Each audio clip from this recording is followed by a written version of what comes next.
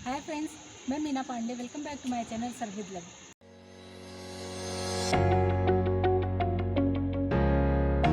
सिर्फ इसको मैं पील कर लेती हूँ। उसका जो छिलका है ना, वो छिलका निकाल के अलग प्लेट में रख लिया है और करेले मैंने इस तरीके से छील लिया है। तो ये जो ऊपर और नीचे का पार्ट होता है ना, इसको अभी मैंने नहीं काटा है। इसका भी एक रीज़न है कि जो करेला हमारा कड़वा होता है ना, तो ये ऊपर नीचे का पार्ट अगर हम तुरंत ही काट देते तो और ज़्यादा कड़वा हो जाएगा। थोड़ा सा नमक डाल के ऐसे रख देती हूँ इसको मिक्स करके, तो 15 से 20 मिनट के लिए साइड में छोड़ देती हूँ। इसको मैं जो है बीच से ऐसे काट लेती हूँ पहले। तो वीडियो में एकदम लास्ट तक बने रहिएगा, बहुत ही इंटरेस्टिंग करेला हमारा बन के तैयार होगा। तो इसको हम चाकू की मदद से ही इस तरीके से बीज इसका निकाल लेते हैं। ऐसा नहीं है कि बीज हम फेंक देंगे, बीज का भी यूज़ करेंगे, मगर ये करेले में जो मसाले हम भरेंगे तो मसाला भरने के लिए हमें जगह भी तो बनानी है ना। देखिए, मैंने करेले में से बीज निकाल के ये साइड कर लिया है और ये करेले देखेंगे ना, तो ये एकदम से मैंने ये खाली कर दिया है। तो जितना हमारा करेला है उसके अकॉर्डिंग मैंने ½ टी-स्पून हल्दी पाउडर लिया है और ½ टी-स्पून नमक लिया है। इन दोनों को मिक्स कर लेते हैं। अगर इस तरीके से आप बनाएंगे ना तो बिल्कुल भी कड़वा नहीं आएगा, मतलब खाने का मज़ा आ जाएगा।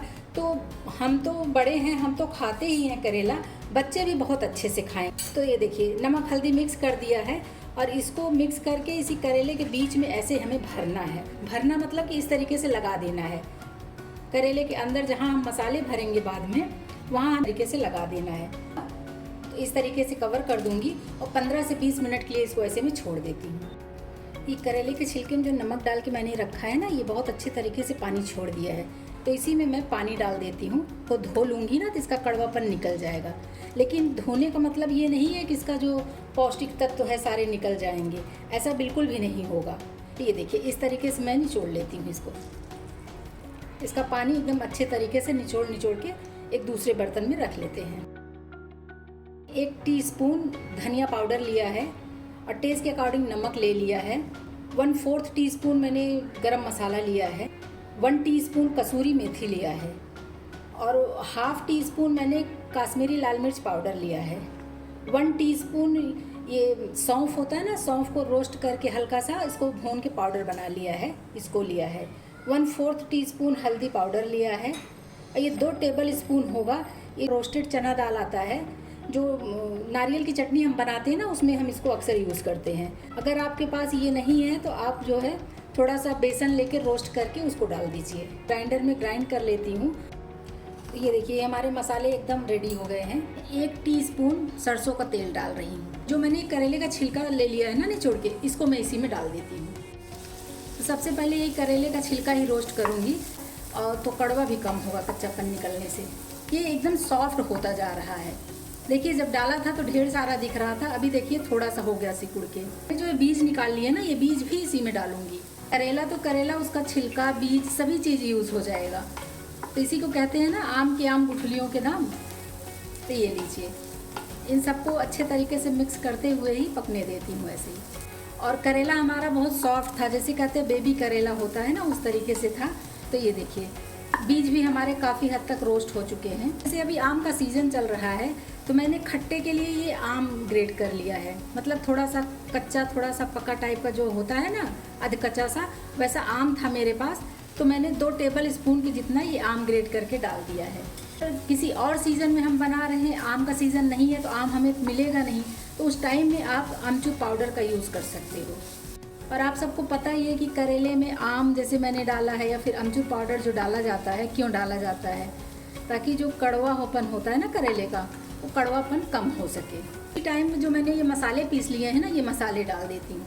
तो जितना करेला मैंने लिया है उसके हिसाब से इतना मसाला काफ़ी है। इस तरीके से मैं मिक्स कर लेती हूँ।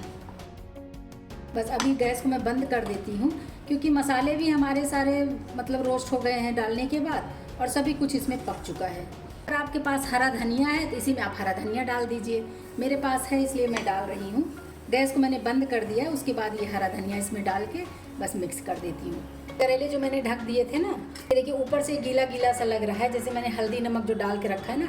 अभी इसको हमें धोना है, तो इसी में मैं पानी डाल देती हूँ। पानी डाल के इसको मैं धो लेती हूँ। तो इस तरीके से इसको धो लेंगे ना तो इसका पूरा कड़वापन जो है और भी कम हो जाएगा। तो ये देखिए करेला मैंने धो के निकाल लिया है। इसके अंदर जो हल्दी नमक लगाया था ना वो अच्छे तरीके से मैंने धो लिया है।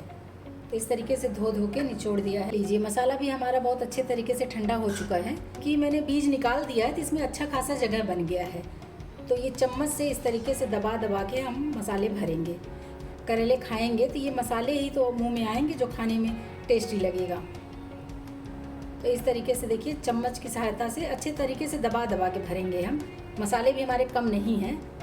तो ये देखिए इसको दबा के भरेंगे तो जब हम फ्राई करेंगे ना इसको, तो ये मसाले हमारे निकलेंगे भी नहीं। अगर हम इसको धागे से नहीं भी बांधेंगे तो भी नहीं निकलेंगे। ये देखिए स्पून की मदद से अच्छे तरीके से जितना आप भर सकते हो उतना भरो ऐसे ही। तो मसाले और जो भी ये सब तैयार हुए हैं ना, ये देखिए हाथ से भी इस तरीके से ये देखिए बांध रही हूँ तो ये बंध रहा है, भरभरा नहीं है। तो भरभरा नहीं है इसलिए करेले के अंदर से मसाले निकलेंगे नहीं।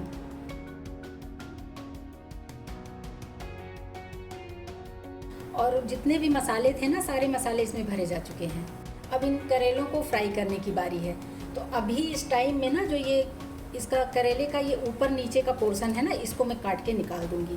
अगर इस तरीके से आप लोग बनाएंगे ना, एकदम लास्ट में जब काटेंगे तो इसमें जो कड़वापन होता है ना, वो कड़वापन बिल्कुल भी नहीं आता है।